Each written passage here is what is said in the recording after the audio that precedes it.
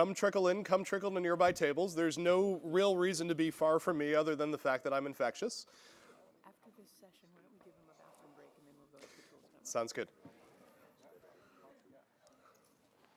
Seriously, this is more, seminar than it is lecture today. And you'll notice that I'm sitting down and sitting in front of a computer, and that's because I don't actually have anything to say to you. Y'all have things to say to me. So here's the logic behind this. So first of all, everyone have a good night? We enjoy Cambridge? Good, okay. Get out before later today, otherwise you'll be snowed in for the next 4 or 5 days. Yeah, tomorrow and Thursday are a total mess. So yeah, so get out now. But don't get out until like 2 o'clock today. So here's the overview. We are about to spend an hour and change brainstorming around these topics. And guys, if you can just pull up my slides, that'd be wonderful. So we're gonna sit here and work together on these sort of basic areas of coming up with a research roadmap that each of us might be working on and that we might also think about how we work on collectively. We're gonna take a brief break after that. We're gonna do some tool demos because a lot of people in this room are building just beautiful and helpful tools. So we're gonna show you some of the new stuff with Media Cloud, but we have a wonderful set of folks showing off the tools that they're working on. That's it, like that's today. It's basically, we're gonna work together on this research agenda. We're gonna do some show and tell. Yohai and I, or I and Yohai, or whoever is still standing, since we're both sick, is gonna try to offer some closing thoughts on this, and then we're gonna have lunch together. So it's a super easy day compared to yesterday where we have piles and piles and piles of paper. However, this first session is this highly participatory session where we are going to have this conversation about what are the big questions that we're working on? What is data that we need to work through these questions? What are new tools we might need? What are experiments that we want to carry out? And let me say, in saying this, I don't mean to be showing a quant bias. I see big questions as being ethnographic questions that we can ask. I see data sets as being who are we going to interview, who are we going to talk to. I see tools as potentially being studies where we're going out and talking to people. So for all the qual folks in the room, mixed method guys here want to work on both sides of this. But I really want to hear about what people are doing and what people wish they could be doing. For me, what would be really ideal coming out of this is some combination of a research agenda that we could share with funders, we could share with other people excited about this field, and I hope lots and lots of people sort of finding each other and saying, hey, I want to work on that question too, let's make some lateral connections and sort of go from there. So Fernando, where are you, sir? So hey, round of applause for Fernando. Fernando is the guy who put together this event essentially on about 6 weeks' notice. And given how successful yesterday was, you can only imagine what this would have been like had we actually given him enough time to assemble and run a conference. But Fernando is the guy sort of responsible for running the research agenda over on Media Cloud, and he's also going to be responsible for running around the room and pulling ideas and questions out of you today. So if you want to jump in on any of these topics, put your hand up. Fernando's going to help you out. But here's the thing. I'd love to open this up. Let's have a conversation about this. What do we think are some of the big questions that have sort of come up in the last day's conversation around this? I'll start with one. One big question that I found myself wondering about is what constitutes a bad actor versus what is legitimate dissent. We spent a lot of time yesterday talking about the Russians, troll farms, people coming in from outside. John Kelly has me terrified that, 5 people control the internet and all the speech on it. At the same time, we want to make sure that what's exciting about the internet is this ability for people who have unusual views outside of the mainstream, to make themselves heard. And if we lose, and I'm going to go full Sasha Costanza chalk here, the ability to hear from subaltern counterpublics, then we're losing the whole benefit of this space. So how do we both recognize that there are bad actors, but also sort of ensure there's space for dissent? Who's got a big question that you are pursuing or researching in this space? Ivan Seagal. Morning. I want to. Yep, thank you. I'd like to take that just a notch further, which is, I came away with the day yesterday thinking about how so many of the tactics and maybe the tactics are different, but so many of the strategies being employed on the part of the, quote, bad actors are actually very similar to the tactics and strategies, well, the strategies at least, employed by groups that 10 years ago we were lauding for their revolt or their opposition, principled and functional opposition to authoritarian regimes, especially, many of whom were friends of ours. And asking whether or not this issue is really about any kind of fundamental shift about we thought this was going to help democracy. Actually, we think it's not, and whether that's actually a helpful framing or not. I came away with thinking that it's actually not a helpful framing.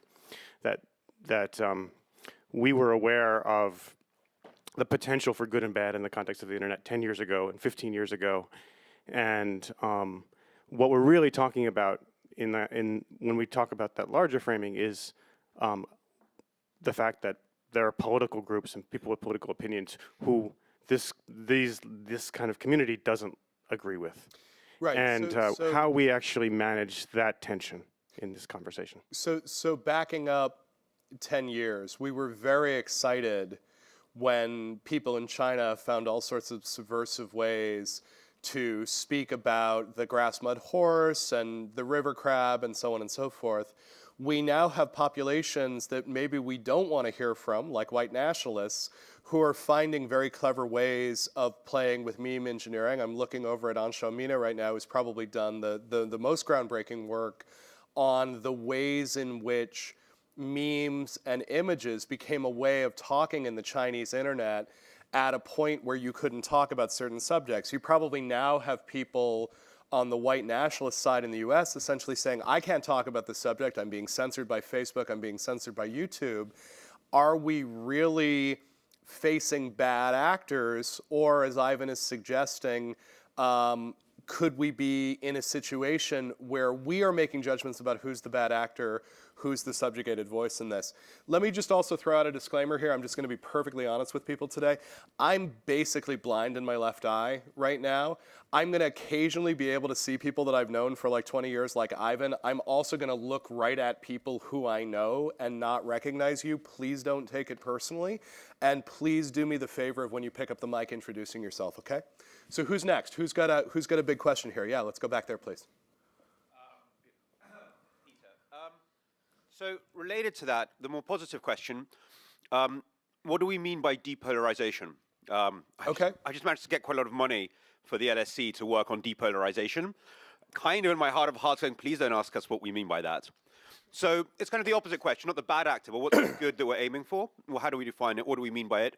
I heard yesterday brilliant presentation about a healthy public sphere. Yep. And thinking about it in terms of health metrics, which was brilliant and constructive and made me think of fascism and hygiene and can we even really use the language of health around what should be messy, dirty discourse? So all those questions, I'm not saying that's a bad way to look at it, but it left me confused. What do we mean by a healthy public space? What do we mean by depolarization? What is the thing that we're trying to achieve?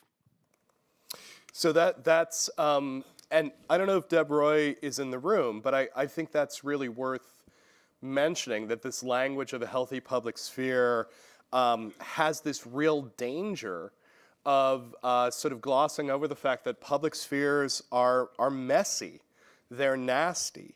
That as much as we hope for the happy Habermasian coffee houses, ever since we moved these public spheres into the digital age, they've been contentious, they've been ugly. Is healthy a euphemism for sanitized? And can we look for something that's healthy that is actually healthy? We know that healthy human beings are filled with all sorts of nasty bacteria that actually allow us to operate, and that if we were fully sanitized, we wouldn't be able to operate at all. Fernando, let's make sure that we have a hand up over here as well. In fact, we have tons of hands up, which is great. Who's next? I'm Ahmad. I'm a fellow at Berkman. I want to piggyback on the Peters because when we're talking about health metrics, it's just and looking from a science perspective, which sometimes become atheoretical and put social science out of the equation. It just reminds me of a couple of decades ago, we were talking about cholesterol correlation with heart disease, and then we blamed the fat. And after a few years, a few decades, CDC said that, it was not really the culprit. That's a metaphor that how it impact what we see. And as someone who came from a country and a culture for almost 200 years, they're struggling to get to democracy, but they never got it. Just living with bad actors, it's the natural thing. I think Western democracies are kind of spoiled who had this like 150 years of honeymoon with the idea of democracy, and now they are feeling it, and it becomes super anxious. Okay. And that being super anxious made us probably make some decisions which might have long-term consequences, which are not in the best interest of democracy. So help me turn that, no, before you give up the mic, Fernando, can we bring the mic back? Help me turn that into a research question. Help me turn that into something compact that I can put up here. So I think that we should, if we want to see a research question, so if we go back looking at what we know from social theory, how we can understand this interaction between different actors in this new space, considering the time and scale, Yuhai talked about it yesterday, and what might happen if we go with this existing pattern in the next 10 or 15 or 20 years, try to predict what might happen to our society, and then go back to examples that we have and see how it worked in the past. So a predictive question, where might we go in 20 years of this contentious public sphere, and can we find examples in the past? Okay, it's Dave Rand here. So I had a methodological big question. Thank you. And a conceptual big question. So the methodological big question is, how do we do experiments in this space? That is, how do we actually do things where we can actually really know about causality? And I think that there really are actually a lot of opportunities for that. We just have to think a little bit outside of the standard box. Yep. And then I feel like the conceptual question to me is how much are the problems, to the extent that there are problems which have been highlighted, how much are those problems and how much are the solutions to those problems going to be algorithmic versus based in human psychology? Okay, expand on that. Take one more sentence to expand on that, David. So I feel like there's a lot of things that I guess there are questions. How much of these problems are driven by things like trending, lists, or the way the news feeds, ranking algorithms work, what kind of content it features, things like that, which is essentially an algorithmic problem, and it could have an algorithmic solution. Versus how much is it based in like fundamental aspects of human psychology, like homophily, the desire to match with other people, inattention, motivated reasoning, things like that. And just to unpack that for a second, right? So Eli Pariser wrote The Filter Bubble. A lot of people came back and said, it's a great idea. It's not actually supported by the research. One of the critiques of that book is to basically say, it's actually not so much the algorithms that are filtering you, it's homophily that's filtering you. And that, once you've selected 90% of people who are viewing the world the same way that you are, you can filter this whatever way you want. You're going to end up in a bubble no matter what you do.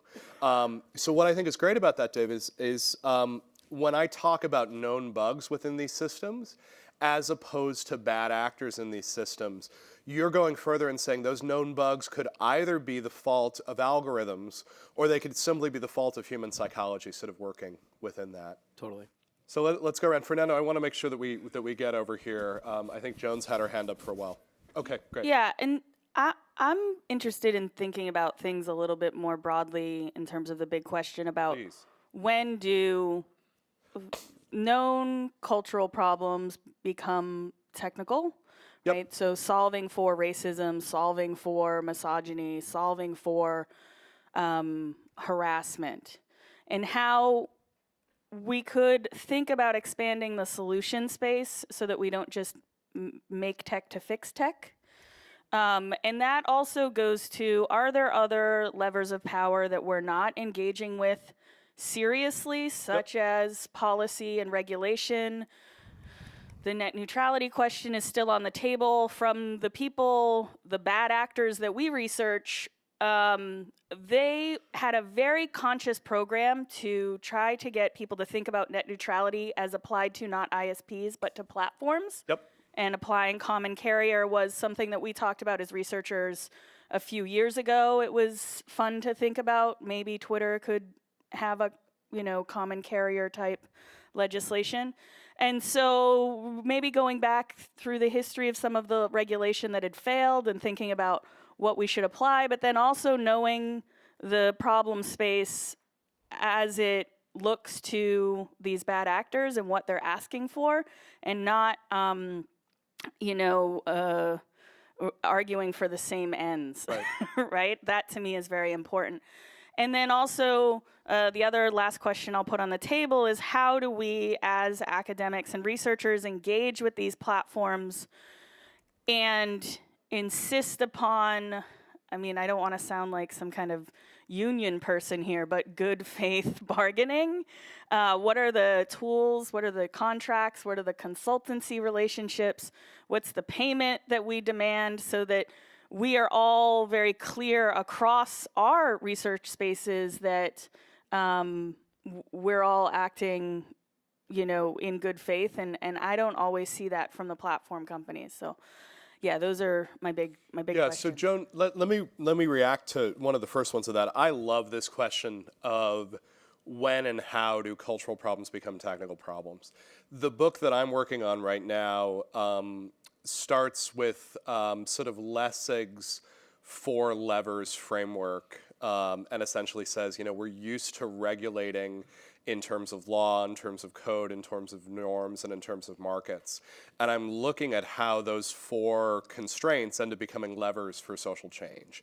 I think a big part of what happens in this conversation is that we end up in a socio-technical problem, or in fact a social problem, and we try to turn it into a socio-technical problem by using a code-based solution for it. It's possible that what you need is a norms-based solution. It's possible that you need a law-based solution. It's possible that we need market-based solutions. We're functionally dealing with monopolies or near monopolies in a lot of these cases. Having market competition might open things up fairly radically. So I love that question. I think we're going to circle back when we get to this question of what tools do we need, what data do we need, to this question of how do we deal with the platforms. Let's keep riffing on this, because we've got some energy. Excellent. Thank you. I'm Anya Schifrin from SEPA at Columbia. Joan, by the way, I don't think you should be embarrassed about mentioning unions. I think that's just fine, by all means. So, yeah, no, we don't need to apologize when we say the word union. That's fine. So, yeah, I have a few observations, and then I have a few research ideas. I'll try to be brief because I know everyone wants to talk. I think the first thing, based on you watching, these fantastic presentations yesterday, is 2 things kind of came clear to me. One is we really need more meta studies. Across the field, there's just too many people sort of doing one small thing and not looking broadly at what's already been done.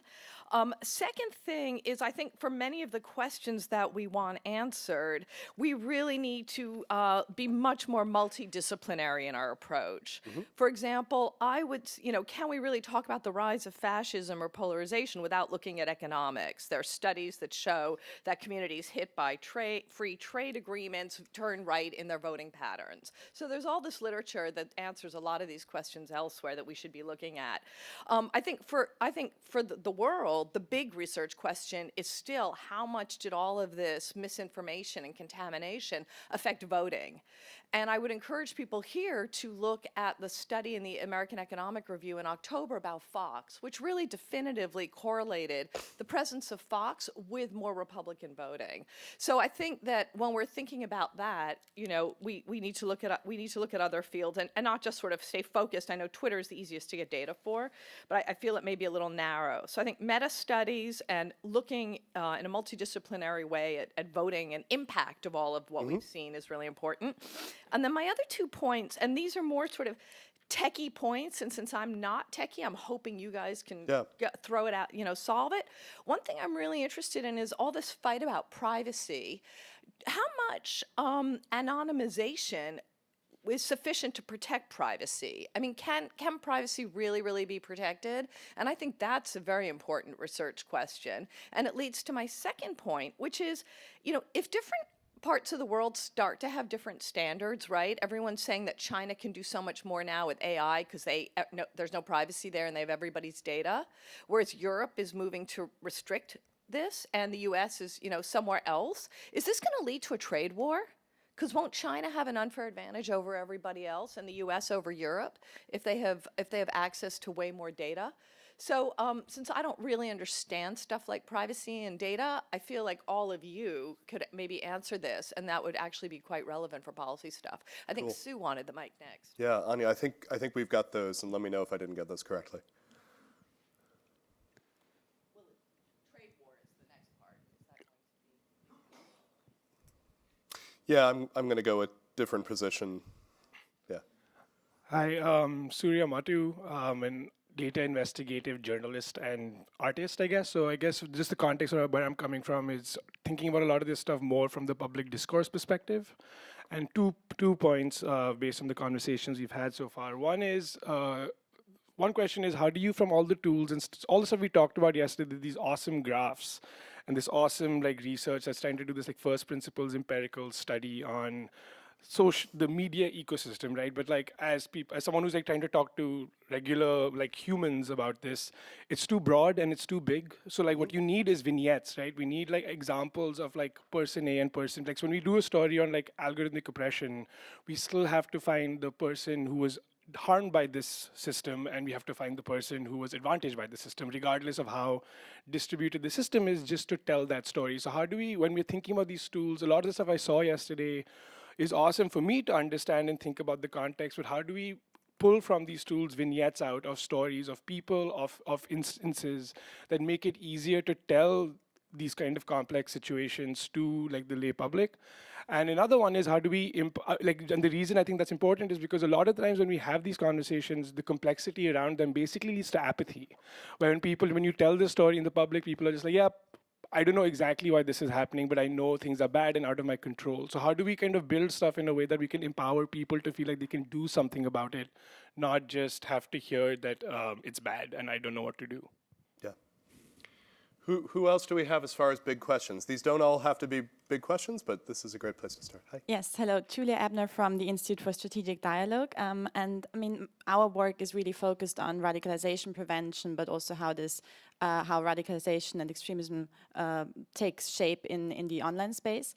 And so my questions are somehow related to that part, and I would like to add a few more questions actually to the previous big question that we spoke about, the dissent versus bad actors, because I think what might be interesting really looking at here is also how the transition takes place from dissent to bad actors. So how, at which point, for example, in the media ecosystems also, or what is the journey, for example, of people who purely are expressing different opinions online, but then transfer into actually exploiting the known bugs and become bad actors, and what are the factors that feed into that process. Then the other question that is somehow related, but a different one, I think, builds on some of the research that has been done at Oxford University on identity fusion.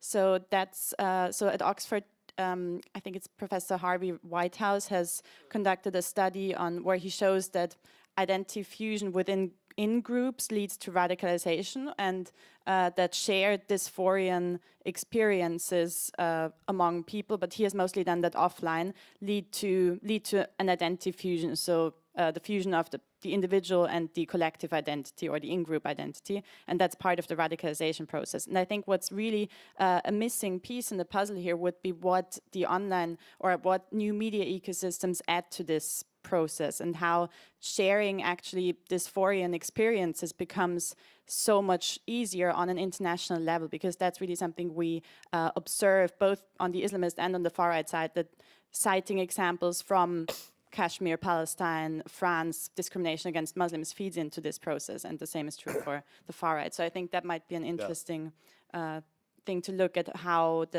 do new media ecosystems also affect this.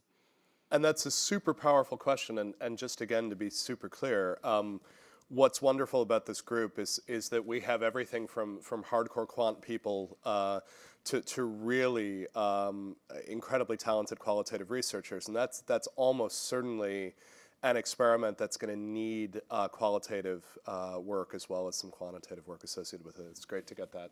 Ethan, can I add one thing? Yeah, of course you can. I think to that distinction between bad actors and dissenters, we need to add the category of neutral players that simply want to benefit from the system without having any political intentions or any intention to harm or to cause any good. It's just they just want to make fun or make profit, and they also contribute to creating what's happening. And that also goes for the distinction between information and disinformation, and there is something in between, like, for instance, rumors, which is not one thing or the other. It just happens. So one thing that I can imagine doing on this is Yochai put together that wonderful matrix looking at centralized, decentralized, corporate, individual, and sort of thinking about that not just as a mapping of the players, but as a mapping of motivations associated with that, where these sort of pure commercial, all we want to do is build an efficient marketplace and skim 5% off the top, that can be very, very different from I see myself as part of a diaspora and in-group that has become radicalized, but it's quite possible that you can imagine those commercial actors ending up aligning in a certain way with those radicalized actors in one fashion or another. So that's actually exactly where I was going. I was just trying to save your voice. I'm giving up on the idea that I'll be able to talk later today. So, for all the students that I have lined up from 2:30 through to the evening, I hope I can still talk at the end. I think mapping carefully. So there are certain capabilities in this room that others don't have and certain that we lack. Yeah. And I think one of the things that certainly we're trying to do in our work, and I see others here able to do, is trying to locate very specifically who the actors are and what the vectors of action are. So understanding the relative role of, again, I'll look at stuff I know intimately in the US, but the point is not obviously only US. InfoWars, or the nutrition supplement advertising system, which comes out of the work, allows you to then understand who the actors are. We know that unregulated commercial entities can cause pollution. This happens to be pollution in the political sense, trying to conceive of the discursive environment as something that can be polluted. And by pollution, I mean people acting in ways that are politically, they don't care. It's just a question of making money. And so I think as being able to very specifically narrow what the pathways are, and then understand the economic structure of those actors is really important. I really want to emphasize what Anya said earlier about being as precise as we can about impact, precisely because so that Martin and Yorokuglu paper that you were focused on is beautiful and goes, Dave, to the question you were raising, which is we need causal inference. Experiments are slow, expensive, and hard. I know you've solved some fabulous things, and it's really important to understand, but I think one thing we're relatively missing that paper is really top of the line on is enticing econometricians into our research communities so that we can actually tease out causality in large-scale observational data sets. That's, to me, the new thing that's there, right? There's lots of data, lots of variation, everything is significant. How do you actually construct the way of teasing causality just on the method side is really important. And one last thing, Peter, it's de-radicalization. That's another thing we can do. And I only know it for the US. I haven't done it elsewhere. Polarization assumes a symmetry, assumes there's some symmetric pattern where the poles. That's not what we see. what we see is radicalization of a surprisingly large proportion of the population, and that ties to the radicalization communities, but happening on a larger scale, population scale. And so thinking about trying to nail down how much what we're seeing is polarization and how much what we're seeing is radicalization of one particular population is also something I think that we can try to bring. So, Yochai, I've brought in the relationship between commercial and ideological actors. I've put up for now this question of how would we bring in causal inference. I think that's actually going to end up going to the tools section, but that's fine for now. And then I think this question about, I'm going to continue putting it as a question rather than as an assertion, whether de-radicalization is a better paradigm than depolarization. I understand. It's the nice thing about fighting with someone for 10 years is that you come back to the arguments that you have again and again. Oh, okay. Yeah, Vlad Barash from Graphica. So, Yochai, I really like your point about pollution, and I think that there's more to be explored there. I have just one anecdotal experience where my partner was studying the effects of environmental pollution and studying it from an art perspective and from a healing perspective, and that really opened my eyes to there being more solutions to these kinds of problems than just algorithmic solutions or even just policy solutions. So I think I want us to be open to those sorts of questions. And then to your second point about causal inference, I think there is an important research question about what kinds of models we want to be using to do this causal inference, because I think so many of our models are already so advanced and yet are shy about admitting the complexity and the opacity of what is going on. And we need to be a little bit more forthright in the sense that we want models that don't just rely on, oh, I'll just collect all the Twitter data forever and then I'll know what's going on. Because I think I want to challenge us as a community to move away from that approach. So I'm moving some of the tool stuff into the tools section, but we are still on big questions. I want to give a chance for everyone to sort of shout out a big question. Yeah. Hi everyone. Miguel Castro from the Gates Foundation. So mine is it's very simple. So we work globally, but we see in the work we do that there's a huge difference between the, let's call it the global south or development world and Europe and the US. We face polluted information environments everywhere, but there is a difference in terms of a scale and sophistication, et cetera, et cetera. So the two things that I want to put out there is one is how to identify early signs and how we're very clear about those so we can connect to the second point, transfer those skills and those knowledge and those know-how to the good people in with Africa and India especially, so that we transfer those skills as effectively as possible. So Miguel, let me make sure that I have it right, because I think you and I are in the same place, and you and I are both people who do a lot of work on developing world media ecosystems. How do we detect the early signs of polarization, radicalization, bad actors, manipulation? Mm-hmm. Yeah. Okay. And how what are the skills and the techniques, tactics, but also frames that we need to transfer to the people that's going to eventually work on that in the countries where we work.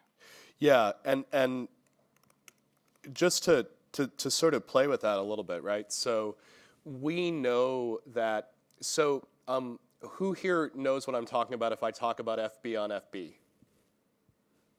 Okay, so FB on FB is fundamentalist Buddhists on Facebook.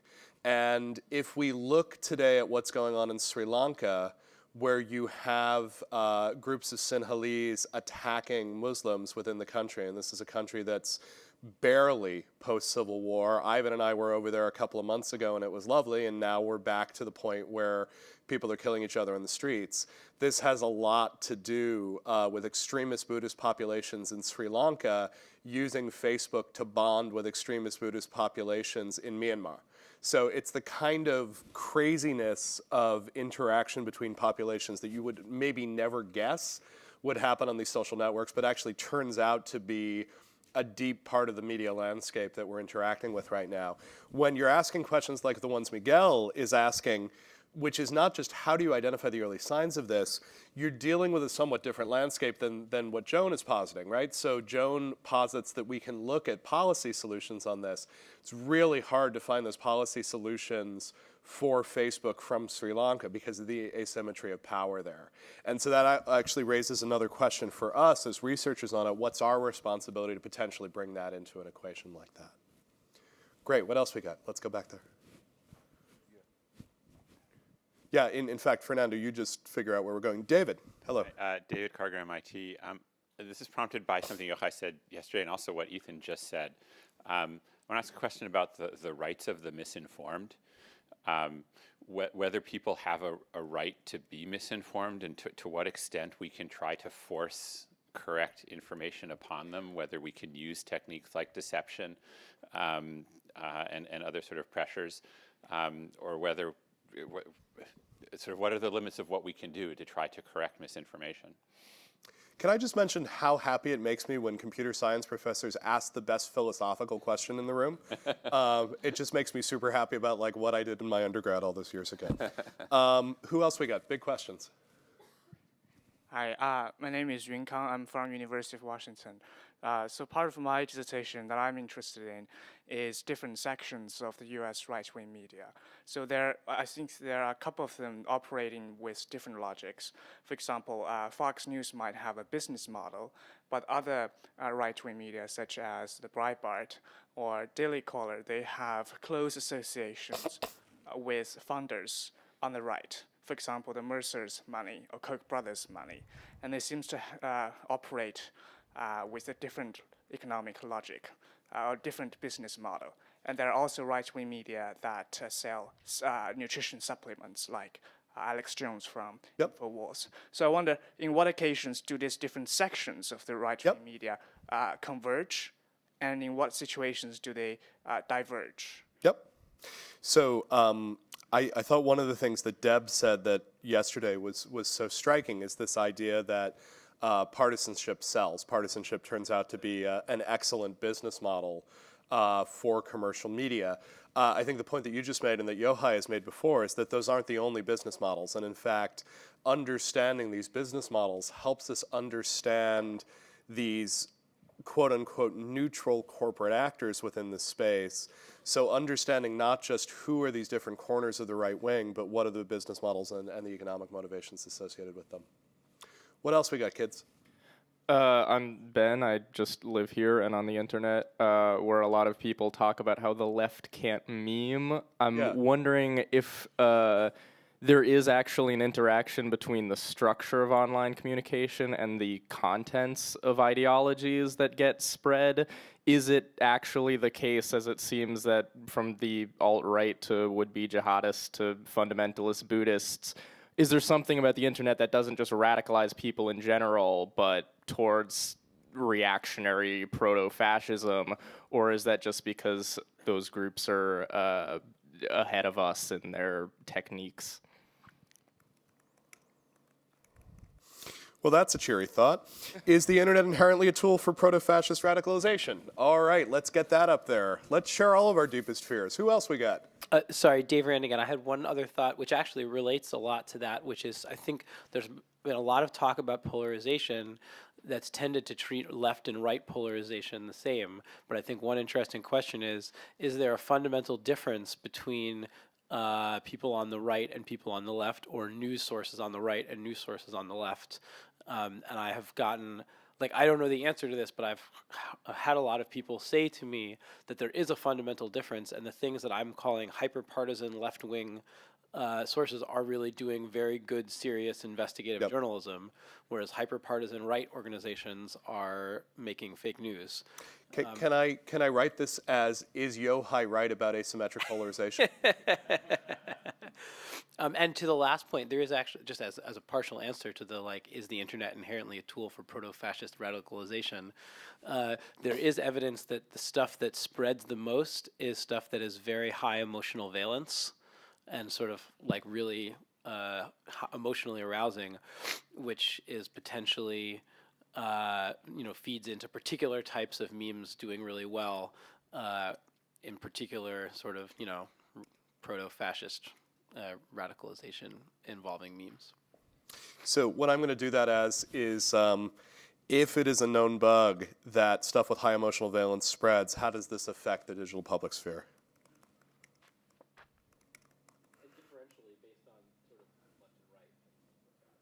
Yeah. But that's we've got asymmetric polarization in there.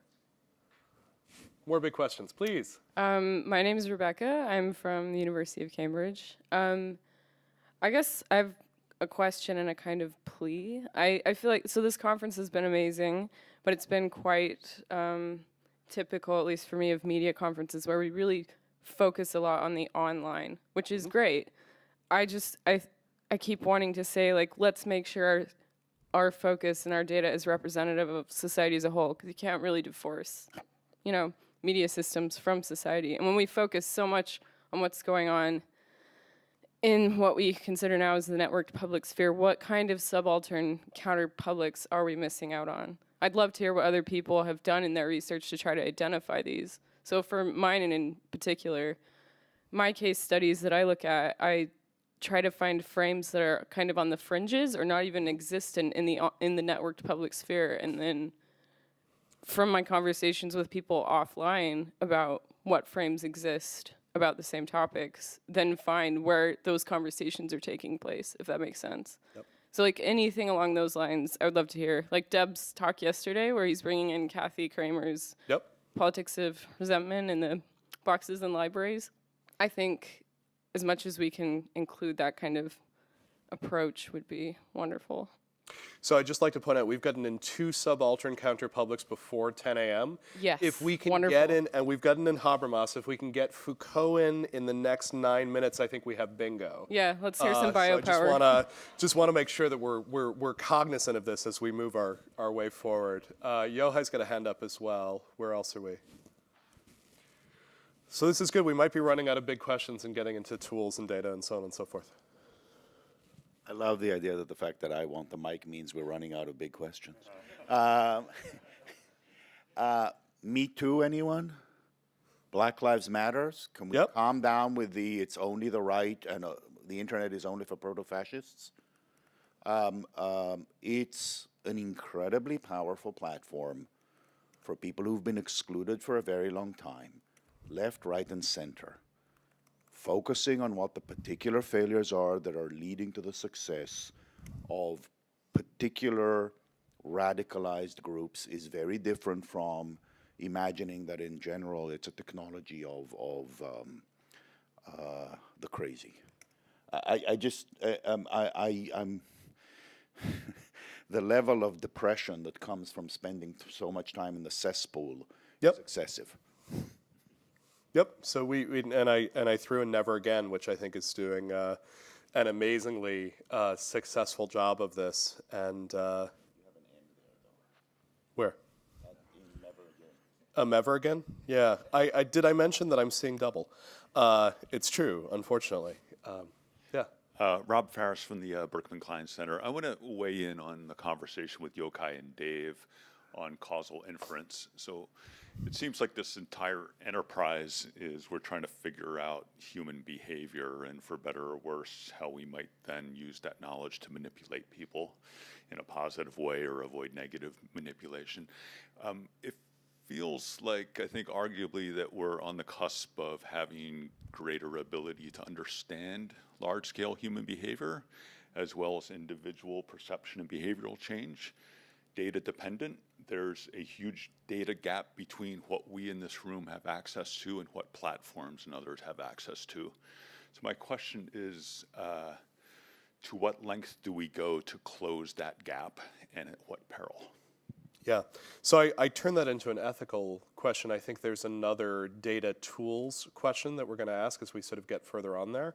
But I think I phrase it as we're learning how to manipulate people. What are the ethical questions around that, and how far should we be pushing on that? That's right. And also the ethical question of how far do we go to understand? How far do we go to understand? So do we put Dave to work on manipulating human behavior and doing A/B testing on real human beings out in the wild in the interest of the public good? Yes, please. Yeah, my name is Andres Lumbana from the Berkman Klein Center. We haven't talked that much about education, but I think it's important. It's an important kind of solution for this toxic environment. And talking about like movements, or hashtag movements that are like bringing new voices. The Never Again movement of these kids from Parkland is showing that youth also can have a crucial role here. So I want to bring that into the big question, like how can we use education for detoxifying or depolluting the ecosystem, and what do citizens should learn and practice for making the ecosystem more sustainable?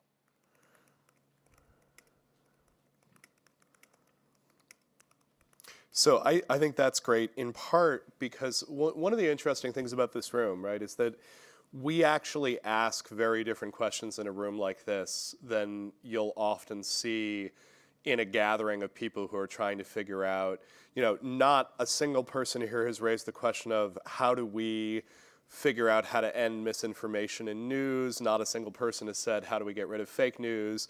You're the first person to even get close to this question of media literacy and education, and I think you've done it in a really helpful way. So I'm thrilled with sort of the different questions we're putting on the table here, but I also think it's really worthwhile to sort of think about how we take these questions and turn them into what people in policy circles, what people in NGO circles are sort of directly asking. And that question about how would you educate for this environment is worthwhile. Kate? Can we get a mic over to... It's my turn. Oh, okay. I have it here. Yeah. Hello. Who's that? Hello, go for it. Yeah, absolutely. So, quick one.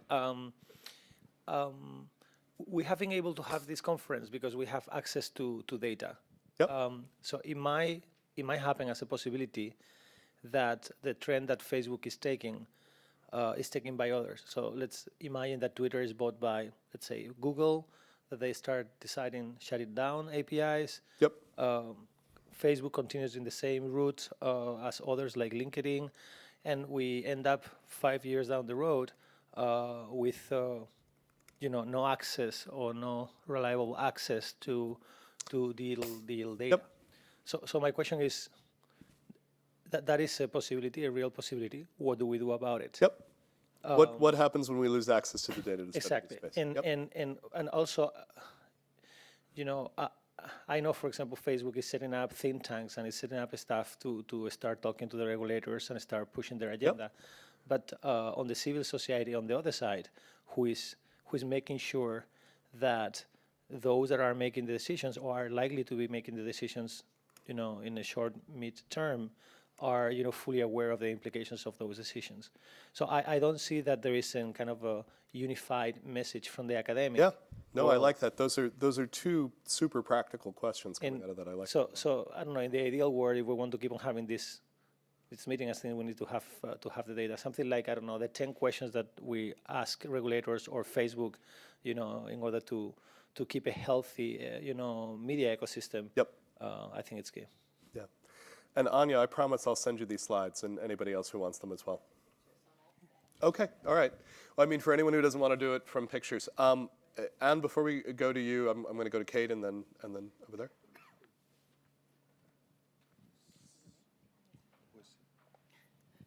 Hi, I'm Rebecca from Northeastern. That's fine. Again, forgive me. Sorry. From Northeastern Department of Sociology. So I'll take on the Foucault role for the morning. Yeah, awesome. But in all seriousness, I wanted to riff a little bit on Rebecca's point and your point over there about access to data and how we decide. Just because we have access, does that give us the right to use it? Mm-hmm. And how do we actually decide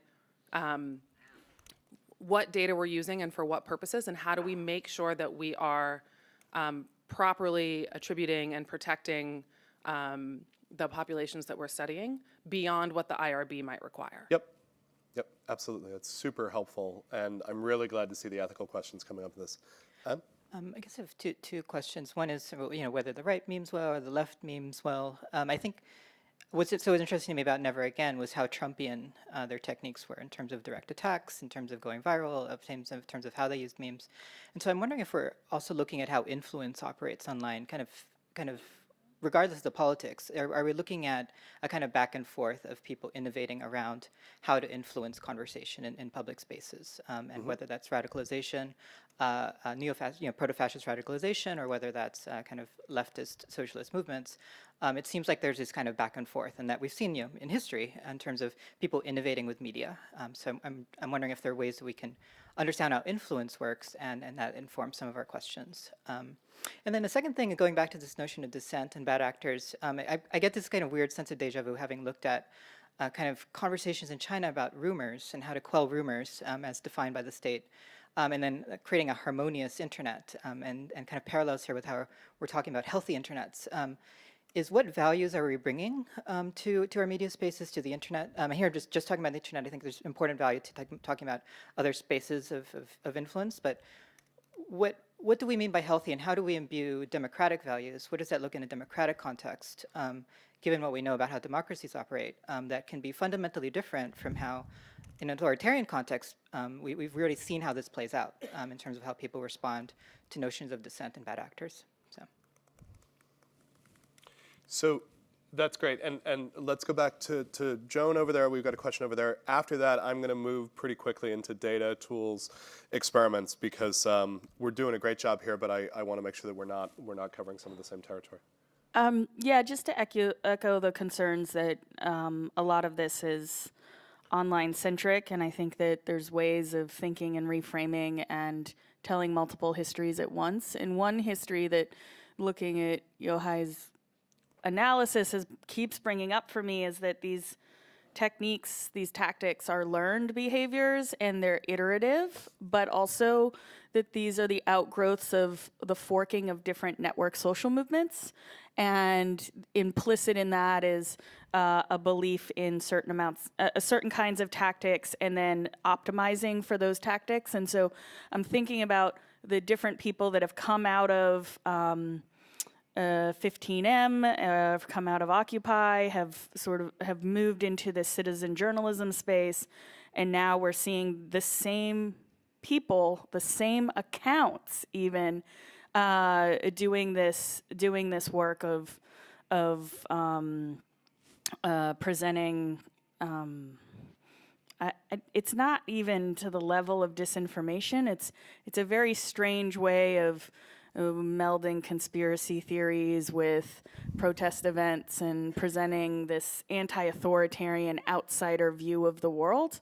And so I think that we could map these multiple forks within these network social movements over time and learn a lot about why certain mimetic tactics are still used within the left, which is always about calling for a campaign, which is different from mimetic tactics that are meant to harass and are, they rely on you to have a certain kind of sense of humor that is very sick in some instances in order to find these things funny. And so at Data and Society, we're often saying that we don't have recourse to humiliation as a meme, right? Even though you would love to, you still feel bad calling Trump, certain kinds of names because it just doesn't feel good, right?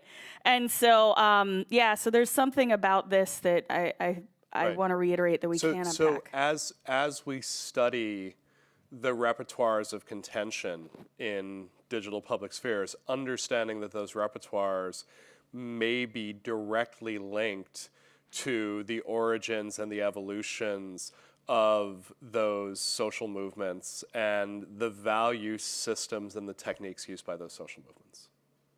Cool. Okay. Yeah. David. All right, so I think I'm handing you a transition to data and tools, because Great. building on there was a question about how we can work with data that the platforms won't let us have. As a builder, I'm equally wondering how we can apply interventions that the platforms won't let us apply. Yep. And whether whether we can create platforms where we can do interventional work that people will actually use in a place with network effects. So, and let's sort of just wrestle with two things there really quick, because people may not know David's work, but David and his team have built lots of beautiful systems designed to help, for instance, with supporting journalism based on letting people track their own behavior online and donating to sites. He's built tools that allow people to sort of track what sites they're viewing and visiting and make decisions about where they want to be informing themselves, and trying to figure out how you get these tools adopted, how you get them integrated. Some of the same problems we've been having over at Center for Civic Media with a tool like Gobo, where we're trying to let people essentially ask the question, what would it be like if you controlled the algorithms that let you see what you see? And we find ourselves bumping up against the fact that Facebook absolutely positively will not let us do this. So what happens if we have possible successful interventions? How do you actually find a way to roll them out in the space? I think is a great question. Yeah.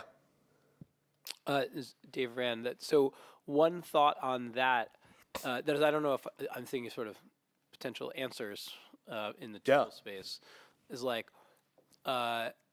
so one possibility is trying to get people off the platforms or into alternative platforms. But I think even within the platforms, there is a reasonable amount of space to do interventions without their cooperation, using ads basically as a way to deliver content to people, and deliver it in a targeted way at the particular people that you want to try and intervene on.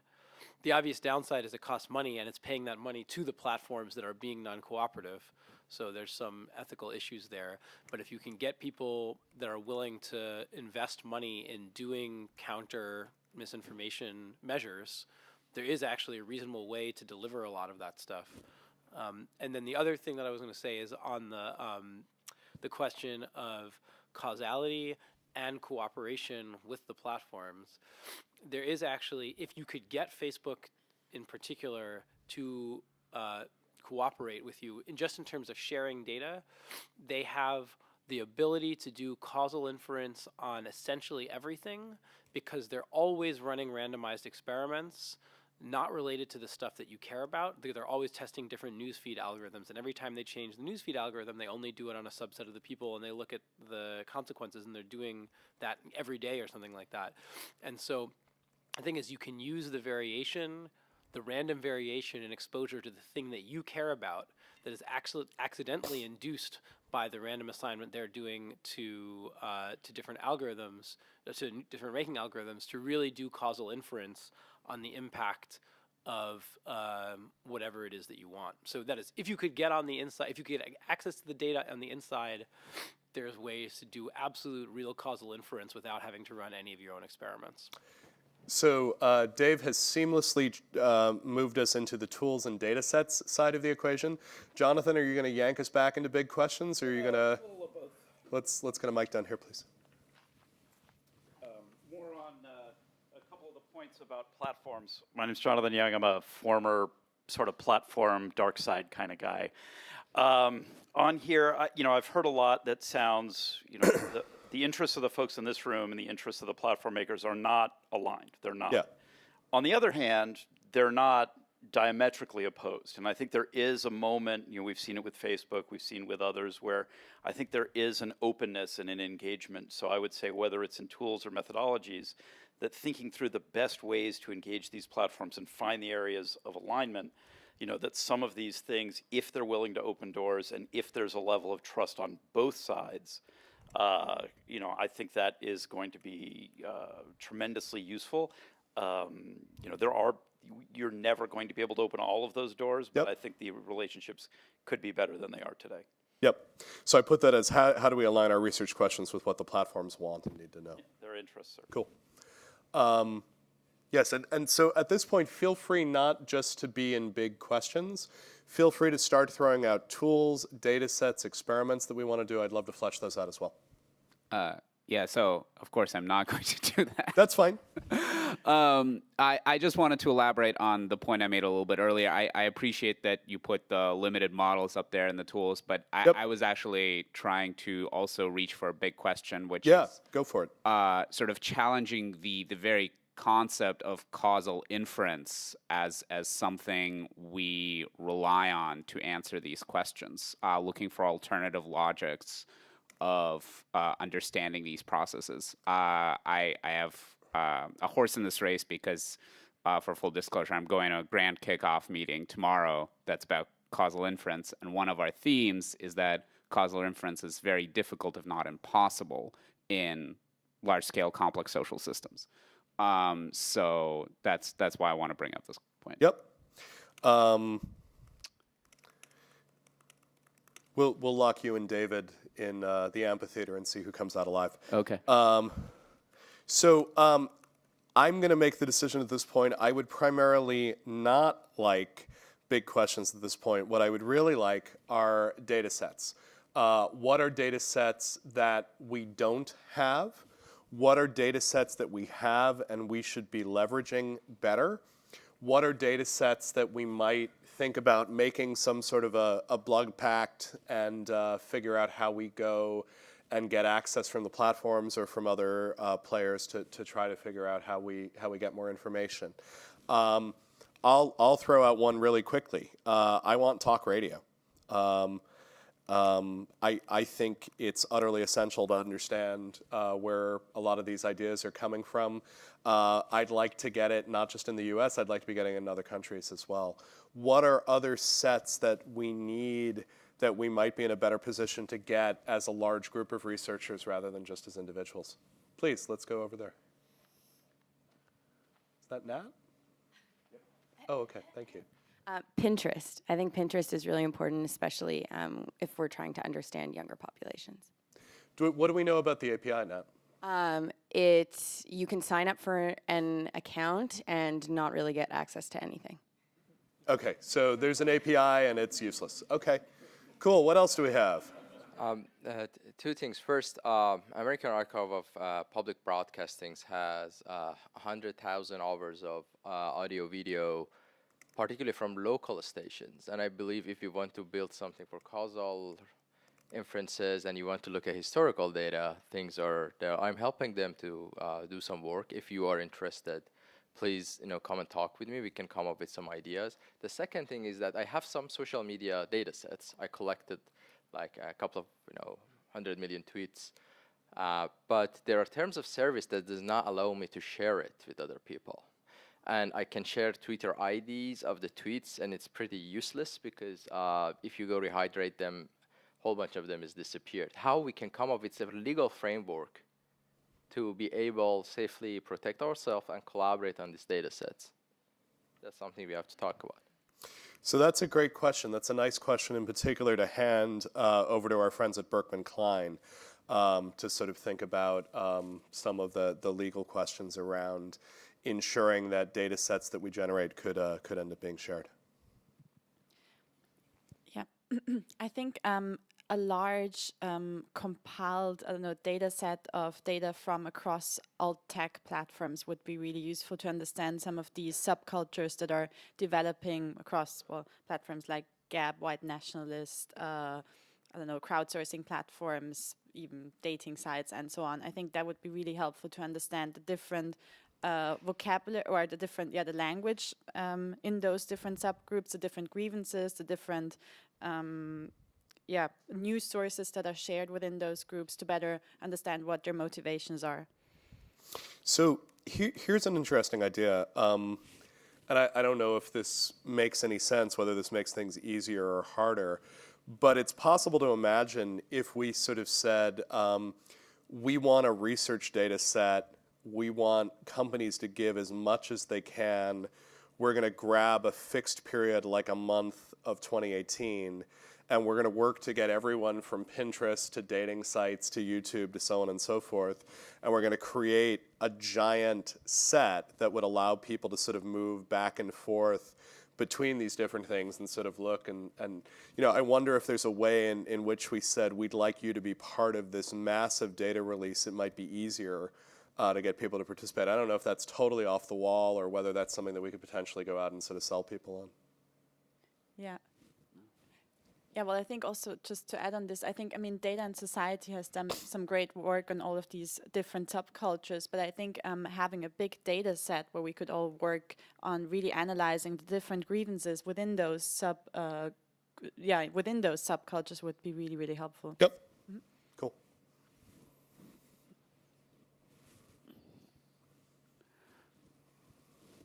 So just to do the sort of perpendicular version of your question. Yep. Might it be possible to do sort of a Nielsen type thing where we can pay a small group of people for complete access to their activity over a period of time, sort of Nielsen style, but to create a data set that's generally available to researchers? If we can't get the platforms to all help us, maybe we can do it by random sampling. Yep. Yep. And I think sort of understanding that one of the things that I find so interesting about a group like this is that we end up with, work like Harsh and Angela have done, sort of using data sets like, ComScore Mediometrics, which, I had not thought about in my work, but getting really interesting different work out of it. You can imagine if we had, 1,000, 10,000 statistically representative full click pathways, that might actually be a fascinating set that we would get different results from. Yeah. No, I'm with you, David. I'd love to get all of them. And I think part of this may be we may come out of this data piece of it essentially saying, hey, MacArthur or someone like that, we'd really love for you to put multiple millions on the table, and we're going to build 2 or 3 massive data sets useful for the entire industry and useful for the entire research community. What else we got, guys? Yeah. So, by the way, that's a great idea. I think we should definitely pursue that.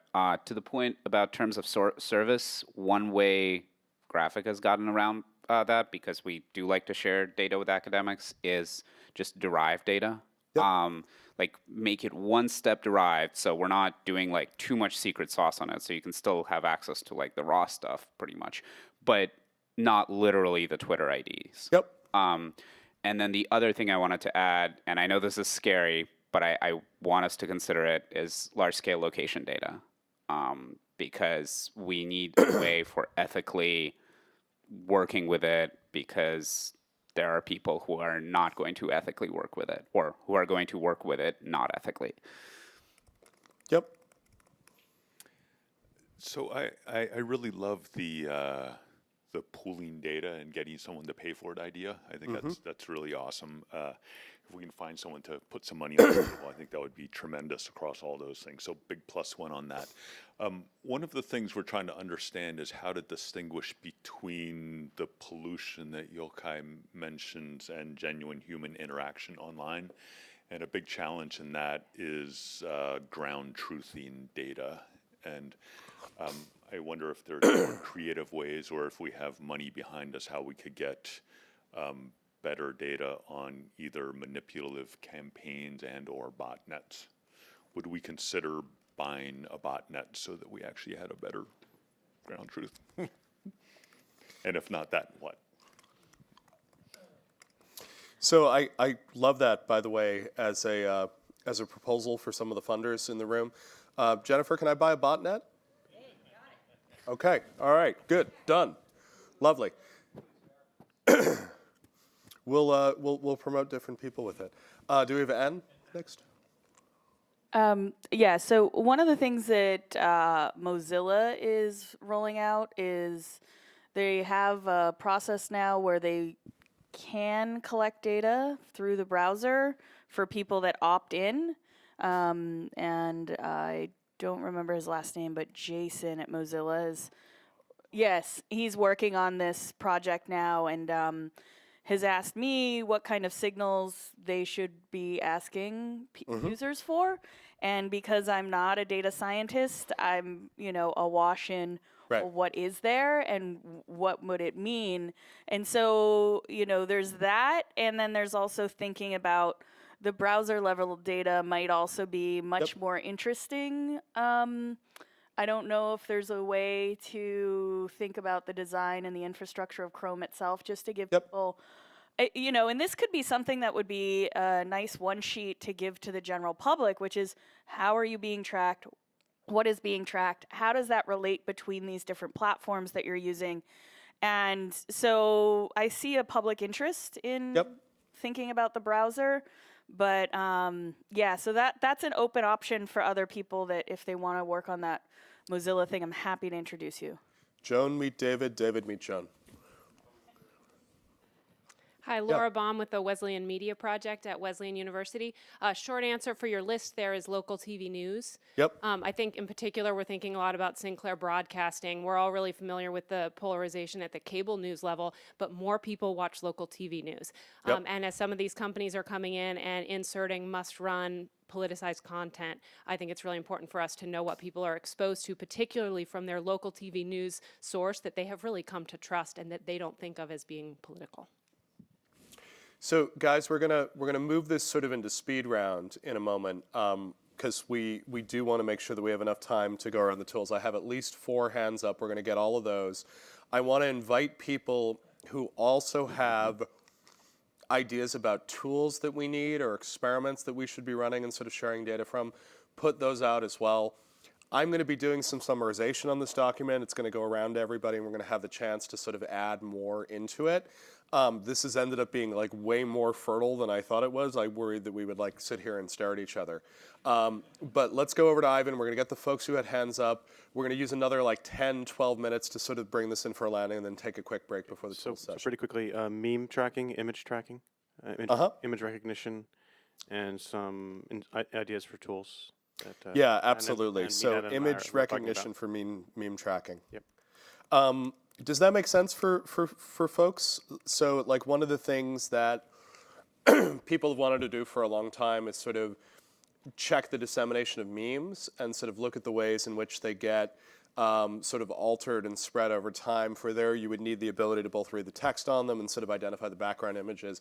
I haven't necessarily seen a good toolkit around that, but it's something that would help a lot of people for this. Data sets, tools, experiments that people want to run, please. Paid advertising within certain categories. Mm-hmm. That's a data set you want, yeah? Yeah, from for example, political campaigns. Yep. Or, anything that has polarization reactions. Yep. What else we got? On the pooling data front, awesome, makes me salivate as a researcher, but serious resources need to go towards increased privacy issues from the meshed data sets. And also, would we be accepting kind of the commercial status quo for informed consent if we just asked all these platforms for data? And what would that mean? Like, I think there need to be serious thought there. Yep. So actually, I wanted to add to what Julia had said about can we develop more, integrated tools that give us snapshots across all different kinds of platforms and media. So actually there is a team at the University of Illinois which has developed something called the social media macroscope. And I know that they are right now, along with maybe at least 10 other universities, if not more, pitching like a really, really, really big money to NSF to, and that tool precisely aims to do that, collect all kinds of online data. And in terms of data, but also in terms of tools, I think the big aim is to make it easy for any researcher with any level of computational skill to be able to as powerfully use the data as anybody else. Yep. So I think it's, if, people and some of the East Coast schools want to join in, I think that might just up the stakes and, help them actually make persuade NSF to, give a big grant to scale up that tool. No, that's great. And obviously, those of us who are working on Media Cloud very much, took a super expensive task, which is sort of gathering news media over a given number of days, and have tried to sort of lower the cost of entry and doing research around that. So I think trying to figure out if that's a paradigm that could you replicate it in other places is worthwhile. But also learning more about social media macroscope and figuring out, who needs to be part of that is worthwhile. Em? In addition to image recognition, I think those tools need to also work for video. And I think when we do reverse image search, we're not quite there yet with video image searching. So just to reinforce that point. And then secondly, it's not quite a tool, but we need better methods for researching private messaging apps, which are, especially in the developing world, are disproportionately more important. But how to do that in a way that respects the privacy of the private messaging apps, I think is going to be key. So I think before we get to tools, I think we need to talk about methods, Yep. it's a critical space. Yep. So I may actually convert this from tools to methods. So by the way, I think that's huge. One of the things that I've been worried about for years is a lot of the places that I study, you simply can't study the public web anymore. It's not helpful.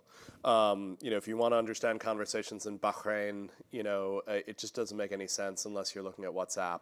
And not only do we not have the data, we don't have the ethical framework to figure out how to use the data. Yeah, related to this, I think some of the messaging apps, like Telegram, for example, if people have seen it, they have something called channels.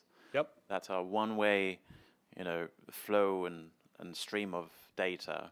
They've replaced blogs, for instance, in Iran and many other places. They are also they're full of stuff to study, and I don't think the existing tools actually look into them. That's not private messaging in a way. It's public broadcast. And I have two ideas. One is a tool that would do a genealogy of content, to see things historically, how they evolve and develop. Text would be probably maybe difficult. Video would be even more difficult, but it's doable. The second, because the core of the problem with this information is not that it's produced, it's that it's amplified so quickly and so cheaply compared to older times. So if we manage to get a live index of manufactured amplification, which is not the organic sort of amplification, that would go a long way, because even if you take this information public, people would be more cautious in retweeting and resharing things. So I feel like Madison 68 is a really good first step in thinking about what that index of manufactured amplification looks like. And we're already getting really interesting data out of that. It would be fascinating to see what would happen if we could get something significantly further on that. Please, we're going to take one or two more. Yeah. So I'm coming from a journalism background, so I guess I'm a little bit different. But I think that when we think about these things and these types of tools and this type of access, especially for in the context of news and how journalists report on these issues, just the fact that a lot of journalists that even ones that work at large newspapers and large media organizations really don't understand that you can go to some of these tools, such as these dashboards, and actually pull tweets. And a lot of them are even subscribing to things like Crimson Hexagon. I mean, they really don't have the budgets for this. But trying to think about what we're talking about here in the context of how we can connect maybe journalists and how we can connect people who are providing a lot of the impact for the work that we do and what we study, and kind of lead that off and give them either a tutorial or kind of an experience where we can show them how they can collect their own tweets and how they can collect certain amounts of Facebook posts. Not heavy data science things, but I guess making sure that the people that are doing the work and reporting this in the public sphere also have some of these tools that we're using. Yep. So, and you're going to see that that's some of the work that Media Cloud's been trying to do, and I think for a lot of the other tools we're going to show off. Fernando, I think like one, yeah, that's it, and then I think we should. So there's one point about the sharing data sets. I think there's an asymmetry of wealth in having access to the data. MIT, Harvard, they are institutions being trusted by some of these platforms, getting these advantages. But some of other actors, like other universities, researchers, they do not have this. So whether we can think about more collaborative framework that we can share some of the goods that we got in these institutions with other people.